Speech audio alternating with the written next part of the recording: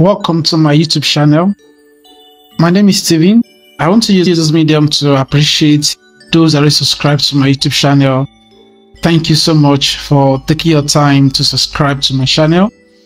And then if you are watching this video and then if you've not yet subscribed to my channel, kindly use the opportunity to subscribe. Don't forget to hit the notification button so that anytime I upload interesting topic like this, you'll be the first person to get the notification. So today what are we looking at? We are looking at in continuation of what we started on design patterns in Golang. So in the last video on design patterns in Golang, I was able to explain the factory pattern, right? The factory pattern. So I gave us some real world examples of how we can use factory patterns in our in Golang or in any of our projects. So today we are going to be looking at another design patterns in Golang that is really helpful, that can help us to optimize our Go code. Okay, so without any further ado, let's get started. So I've already prepared another presentation for us here that we can see and then go through it together. Then I'm going to be showing us at the end of this presentation on how you can use this particular pattern we want to discuss today. So the pattern I want to discuss today is called singleton pattern. Singleton pattern. So that is another design pattern we want to talk about. So let's go, guys. So what is singleton pattern? So I said here that singleton pattern, right, is a design pattern that makes sure a class has only one instance and provides a global way to access it. This is useful when you need one instance of a class to manage actions across the system. So the singleton pattern limits the creation of a class to just one object, ensuring there is only one instance and global access point. Now, this whole explanation, this definition might not make sense right now. You might be finding it difficult to understand, but I'm going to be giving us a scenario now of how this singleton pattern works. So that's we are going to be able to understand. I'm going to be giving us an example of how this thing works. So now here is the scenario. Imagine you are a leader of a secret club. Okay, so you have a special book with all the secret plans and information for the club. So just as you are watching this video, just imagine, right, that you are a leader of a secret club and then you have a special book with all the secret plans, right, and information for the club. So this book is very important and you want to make sure that there is only one copy. Do you see now? So the book is you don't want to have multiple copies of this book because it's a secret book and it's contained a secret plans. Okay, so if there were multiple copies, different members might write different things in each one, right? And it will be very confusing. So because of that, you don't want there should be multiple copies of this secret book. You just want a single copy, right? So in programming, sometimes we have a special object like your secret book now that we want to make sure there is only one instance of in the whole program. So this is where the singleton pattern comes in. So do you know at times in your code, right, you don't want to have multiple objects. There are some objects that are special, right, that you just want this object to show in only one instance in the whole program. Now for example, now let me give us an instance again. Let's say you have a database configuration, right? So you have a database configuration. You know that this database configuration, you want all your files, all your packaging to have access to this configuration, but you don't want them to be able to make any kind of modification, right, into the particular database configuration. So that is where singleton comes in. Okay, so let's say you have some secret keys, some configurations, some data, right, that you don't want any other Go package or in any of your code. So you don't want there should be any kind of changes to that particular configuration, right? That is where singleton pattern comes in. So the singleton pattern ensures that a class has only one instance and provides a global way to access it. Okay, so that is how singleton pattern works. So I hope you have been able to understand that. So if you go back, let's go back to that definition here now. So we say that it's a design pattern that makes sure a class has only one instance, you see, and provides a global way to access it. It was just like the same scenario I gave us the other time. You as a leader of a secret group, right, you have a secret book but you just want to have only one copy of that book, right? So that no member of the team will be able to make any kind of modifications to that book. So that is when singleton pattern comes in. That is when we make use of singleton pattern. Okay, so let's come down here. So let's see why use the singleton pattern. So why do we need it in our project, right? So number one is that to control access to a single instance. So it ensures that a class has only one instance and provides a single point to access it. I've explained that. So it reduces memory footprint. So since only one instance of the class is created, it saves memory. You see, that's one advantage of singleton pattern. It helps you to optimize your code. It saves memory. Okay, so here is another one here. Okay, so it said consistency and synchronization. So ensure that all objects interact with a single instance, maintaining consistencies across the application. Yes, it helps us to maintain consistency. So another one again is lazy initialization. So the instance is created only when it is needed, which can improve performance. So you don't need to be calling unnecessary data. So you only call this data when they are needed. So this also helps you to optimize your code.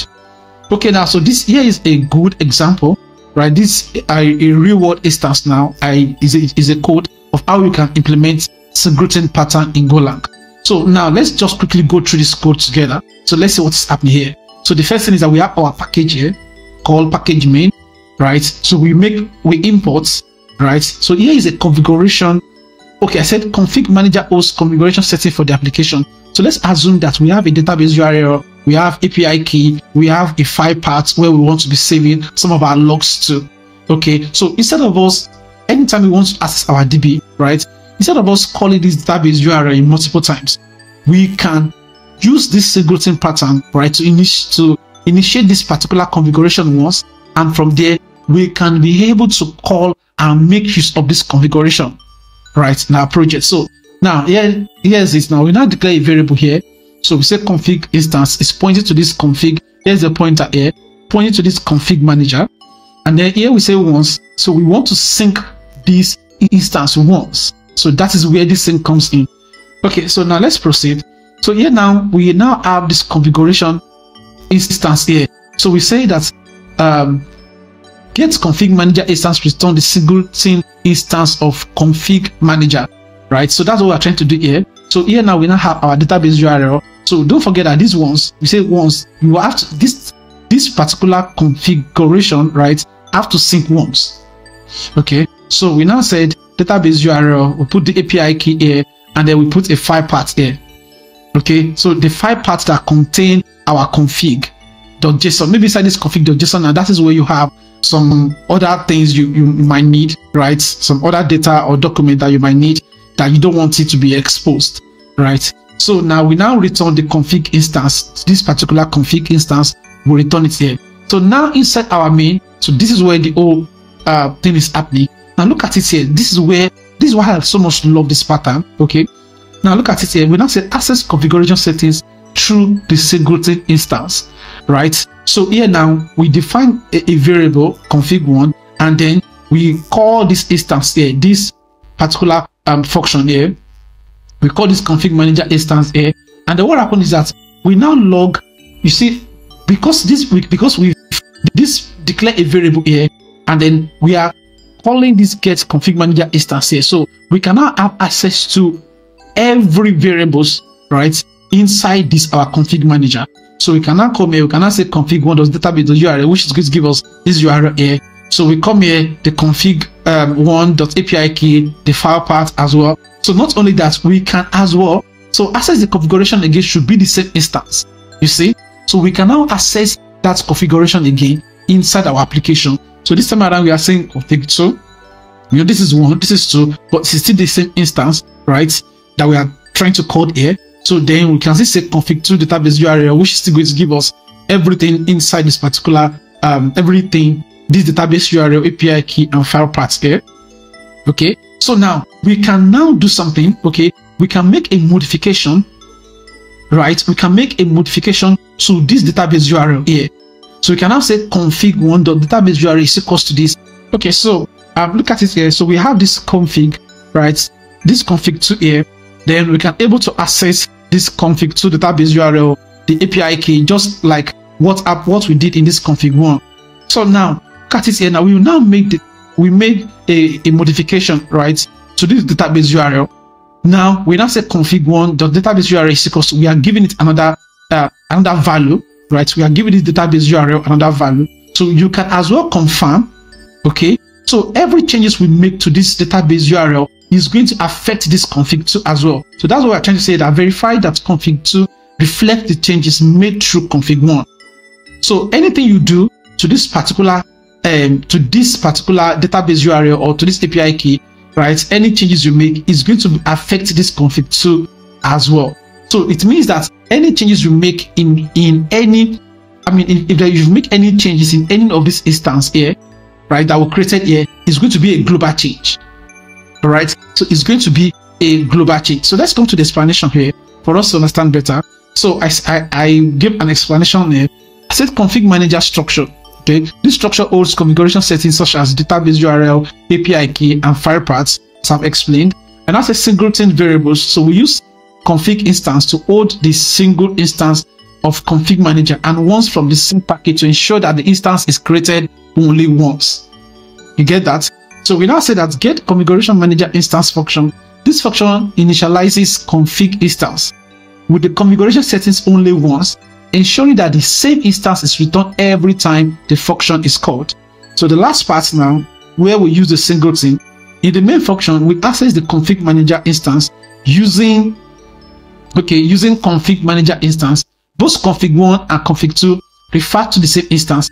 Any changes made through one reference are reflected when accessed through another reference. You see, so that is the beauty of it. So any changes you make, like what we did here, so that we try to give this database URL. Don't forget that this is config 1, it's a different variable entirely, right? So if we make a changes to our database URL here, right, it's going to affect this particular config 2 here as well. So it makes it much more easier to manage our code. So instead of us duplicating or replicating the same thing all over and over and over again, so making use of this singleton pattern, right, is going to help us to be able to have a maintainable code, because it's very, very important. You know, when you are building an application, you have to make sure that it's maintainable, it's scalable, right, and then is reliable. Okay, so those three keys are very, very important. So this is why all these design patterns are really, really important for you to be able to build a maintainable, scalable, and then a reliable application.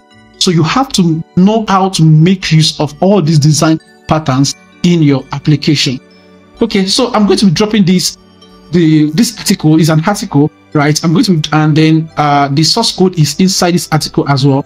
So I'm going to be dropping the link in the description. So if you need the source code, if you want to run it, or if you still want to read more, there's something that are not clear, to do some explanation. Even the scenario that I just explained the other time, I explained them here as well. So if you want to go through it, I'm going to drop the link in the description, so you can just go ahead and read through, come here to copy the source code and run it in your VS Code. So if you encounter any challenge, please let me know in the comment section.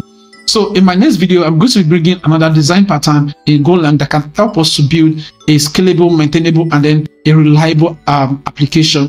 So thank you so much for taking your time to watch. So if you really love this video, don't hesitate to hit the like button, and then let me know how you feel in the comment section. You really love this video, let me know. Just tell me if this video has really helped you.